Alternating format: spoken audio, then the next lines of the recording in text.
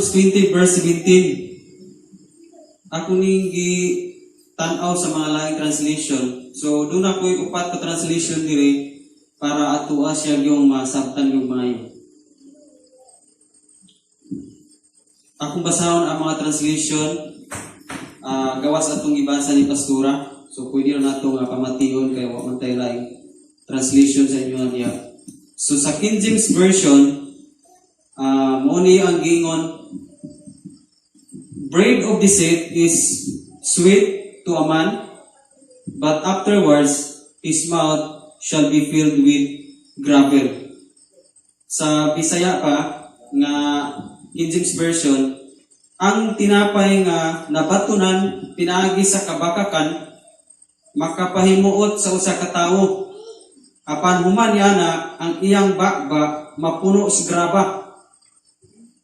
Sa lain pong translation nga akong gitanaw, ang imong linimbungan kapahimuslan mo sa masalamian kayong pagkaon, apan sa madugay ug sa madali may sama kini sa balas diha sa imong bakba. So balas ug graba. Kabalo mo ang sitwasyon sa balas, unproductive siya. Wala kayo moturok diha ng sagbot. Piliunon ra kayo ang sagbot nga moturok diha. Sa to pa, kung imong sabton sa atong espirituhalong bahin, if maana diay ka upang panglimbong, mahimo ang atong kinabuhi dili produktibo. Dili produktibo ba? Dili ta ma-promote kaayo. Kung naana ta papanglimbong, kay ang balas wa kay moturok diha. So muling siya, kadjut lang na nimo makuslan ka na bang hindot kay pagbuhat anang higayuna. Pero ang katumbas ana, daghan kayo ang katumbas ana nga dili ka produktibo. Siguro sa time nga imong nalimbungan ang tao, example nakatulis ka, nakakawat ka, sa time diha is nahimuot kang naman kay daghan kayo ka nakuha. Wa kayo ka, wa productive nako. Kay daghan akong nakuha, daghan akong nalimbungan. Pero inig kahurot ana, grabe ang tumpi-tumpi ang balos ana na dili ka produktibo. Napabata din ha? Ang katumbas ana, grabe nga tumpi-tumpi nga dili ka produktibo. Puros food, kapakyasan. Pati nga lang daghan mo ni kapakyasan ako. Naa di espiritu sa limbong. Now, ato tas waong ginato punto ni balas. Yun sa mapuno og balas ang imong bakbak. Wa goy tawo nga nagkaog balas. Pero matingala kay ni bersikulo 8, human daw nimo kapahimus ni imong limbungan, mapuno og balas imong bakbak. Di ni sa literal igsuon. Ang balas gisdugan sa Bible nga daghan, multiplication ba? Ang balas nag-symbolize siya sa multiplication. Kana pang pilo-pilo. Gagmay man ang bato. Pero uska kumkum di ka kaihap anak. Maglisod ka gihapan ang uska kumkum nga balas. Amen.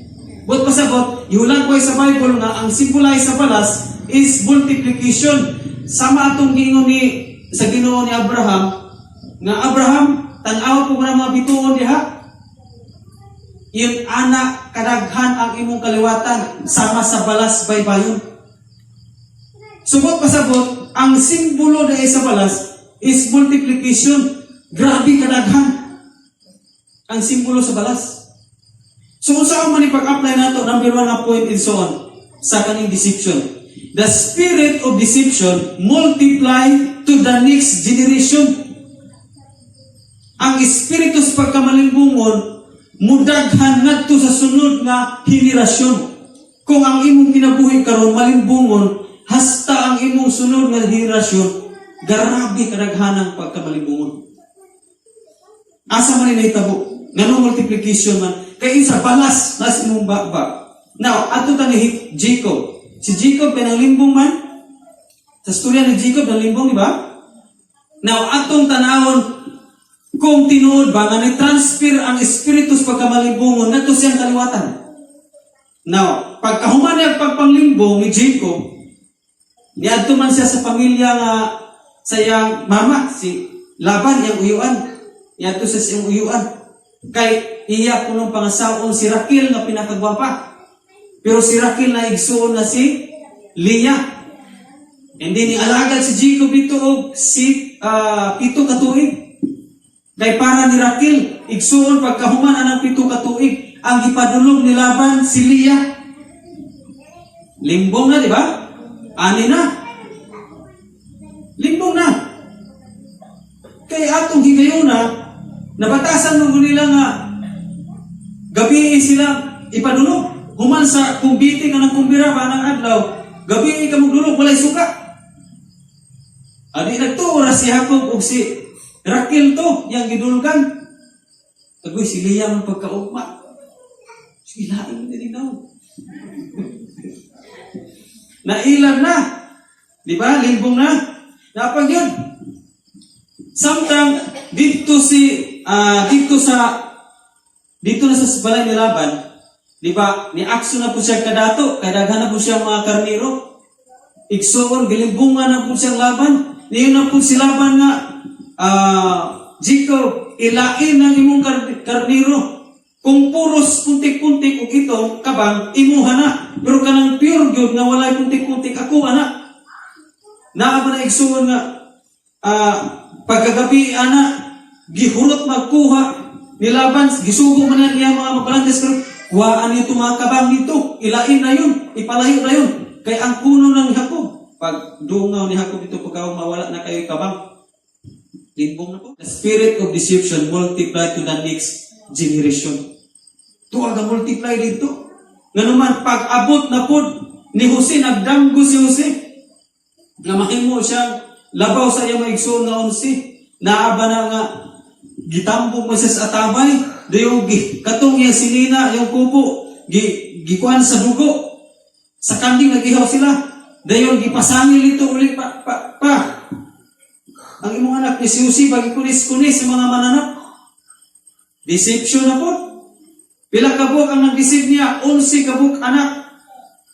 12 kuto kabuk managsuon. Ang 11 katabang og sugilon dito ni Jacob. Si Jose pagi watas-watas sa mga mananap. Nauna niyang kupo. Napabata diha? Kay unsa man ang unang deception ni Jacob? Kupo. Giilog niya ang kupo ni Esau. Gipasangil na yung suot niya. Asip siya si Esau. Aw, pakabot-bot, kupo-pot. Ang limbong ni Jacob, kato si Jose. Pila na kabuok, limbong. Ubay na. Dili na si Jacob ang limbong. Ang yan naging mga anak. Sa ito pa, ang spirit of decision, mag-multiply sa pilo-pilo ngadto sa imong next generation. Kung dili ni mo tarungon imong kinabuhi karon. Amen? Muna nga, ini palang una nga punto igsuon magkapamalandong na ta. Grabe di ay ang linimbungan. Mura di ay balas nga nas mong ang balas daghan kaayo. Pilo. Ato ta si kadua. Dili lang kay multiplication sa next generation. Kadua, the spirit of deception multiplies failure situation. Ang espiritu sa pagkamalimbungon makadaghan sa kapapyasan. Kay black biya siya. I-black niya, alihan niya ang imong kalampusan. Alihan ko din. So, puros kapapyasan, matrap ka kung mahilo ka ng espiritus deception. Asa mo nitabo? Kung basahin mo ang Joshua chapter 6 of 7 na diha, failure sila na atong pagbasi. Si Joshua mo nag-lead sa Israel, kaya namatay na si Moises. Pag-lead niya, na buntog nila ang Jericho nga pinakalig-on na nasod. Kada bang naay pader nga lig-on kayo, pero gituyok-tuyukan lang nila kapito, hugno ang pader sa Jericho. Lisa ang mga tao sa Jericho. Pildi, di ba? Pero doon ay instruction sa chapter 6. Basahin mo dyan, doon ay instruction. Kung mabuntog na ito ng syudara, walay bisan usa nga inyong kwaon para sa inyong kaugalingon. Kung maplata, bulawan, adto na sa panunanan sa Ginoo, niyo dala. Pero mga hayupan, mga bata, mga babae, inyo ginahundog patay. Muna instruction ni Joshua. Okay, naaba na nga si Akan. Akan, kung imasawag si Akan. ang katong mga plata ug bulawan ug kupo tulo ka buok wala niya giadtos panulanan sa Ginoo. Mao ang instruction ni Joshua. Iyang gilubong sa ilalom sa iyang tulda. Mabasa niyo na gilubong niya sa ilalom sa iyang tulda. Ang gold, plata ug kupo. Sumuto, ang next nilang awayon is ang mga sundalo sa Ai.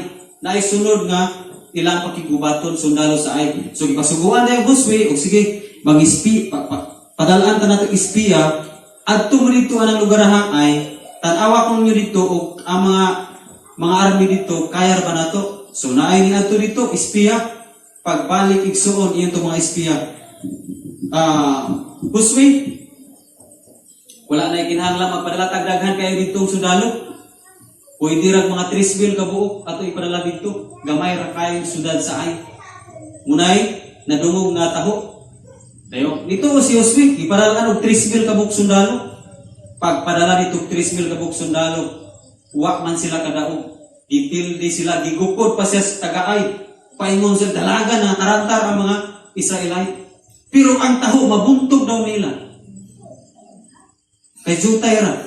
Ang Jericho nga daghan, ilang mga isaligan? Ang Jericho gani nga daghan, buntog ay nato. Kana panong ay nga jutay ra, di nato mabuntog. Ipadalaan ra us kalibo. Ipildi sila. Ni hilak si Joshua. Uluhod siya sa Ginoo. Lord, unsa may sala namo? Imo mami pakaulawan ini. Masin diya mabalaan sa tibuok Kanaan, tibuok dapit anang mga ginsakpan diha makabalo niya sila nga gigukod mis Ai o libutan ni nila. Wa na makaulaw na kayo, Lord. Ikasabkan siya sa Ginoo. Joshua ay pagdoko diya. Ayaw nag-ampo diya. Dunay sala ang Israel. Muna gisulti sa Ginoo chapter 6 of 7. Iyon dahil si Joshua may sala, Lord. O ipatawag ang tibok Israel. Kay makighusay ko ang Ginoo ngayon. Makighusay ko. Muto ipatawag. Kang kinsang banay ganing ang matudlo, mo na sala. Sala ko nung kapag istorya, si Akan mo'y natudlo sa maong banay. Nga na sala. So, kuhan dito. Gibistigar si Akan. Ang sa'yo mong sala. Anitugan siya kung ano may nait. Ang Espiritu mas Ginoo mo'y nagkuhan na siya yun. Ang tukan niya, nakapangawat ko siya o kupo, plata o bulawan. Nagkatunta mga butanga para dalawang to sa palunanan si Ginoo. Ibulubong niya sa ilalong sa iyang balong-balong. Insert ang storya, pildi sila. Pildi sila. Now, balik tas balas nas bapa. Nanumang ato ning irelate. Di ba, ang laing simbolo sa balas diya sa Biblia, dili lang kay multiplication. Ang laing simbolo sa balas diya, nagkahulugan sa kahuyang. Sa Matthew chapter 7, verse 24 to 27, yun siya. Ang tao nga mamati sa akong pulong o magtuman ini, sama sa katao nagtukod o balay diya sa bato. Umabot ang mga bagyo, ulan o pahat, dili mapukan ang maong balay. Pero ang tao nga namati kanako, unya dili magtuman sa akong pulong, sama sa katao nagtukod sa iyang balay diya sa balas. Nga kung maabot ang bagyo o baha, pukan ang maong balay. Ang balas igsoon nagkahulugan sa kahuyang. Naunsa may reflection na ito ini. The spirit of deception multiplies failure situation. Na namang failure kapakyasan ang may tabo. Tungod kay kung malimbungon ka, mo'y makaingon nga pildi sila. Wa man ituman si Akan. Mo ding napildi sila sa Ai. Nga gamay ra kayo nga lugar. Gamay ra kayo nga nasud. Napildi sila. Nga naman, huyang ang tao kung nakalimbong siya sa Ginoo. Hindi nasabtan ba na ito? Sa ito, pagkatungyap lang na itong kinabuhin karon.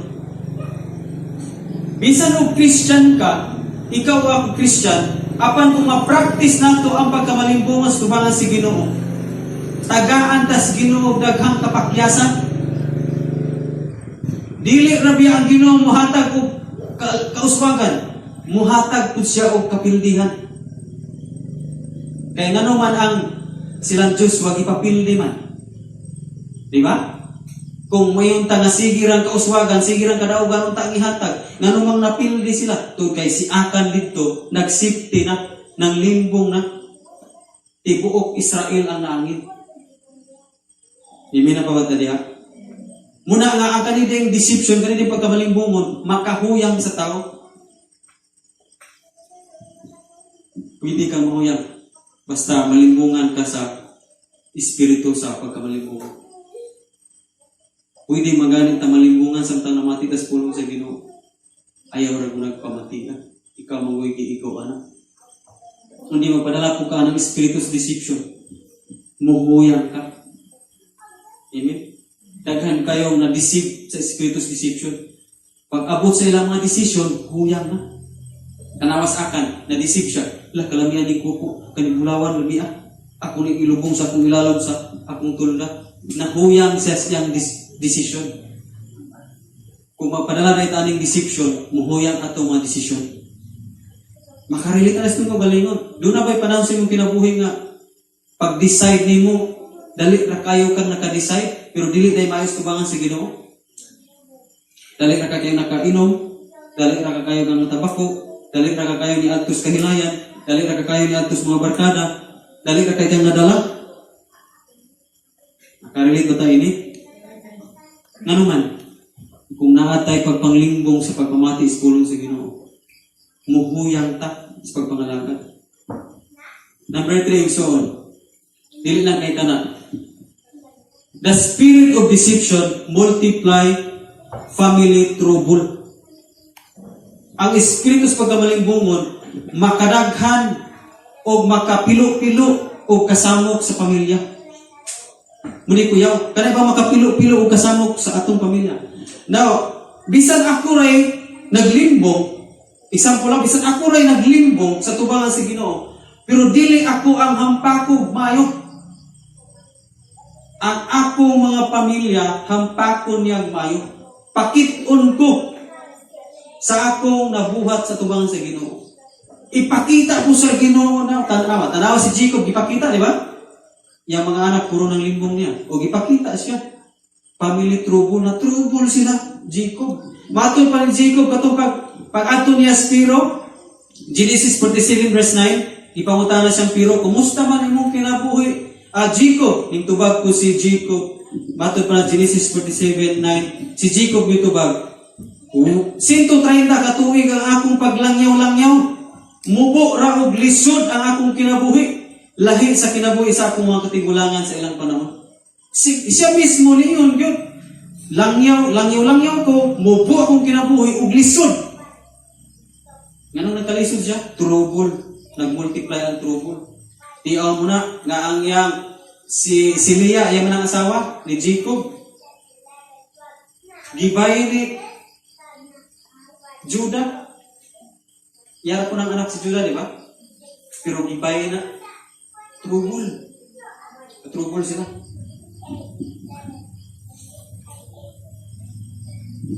Hilingyan mo tapat? O ba na trouble? Wala rin. The spirit of deception multiply family trouble.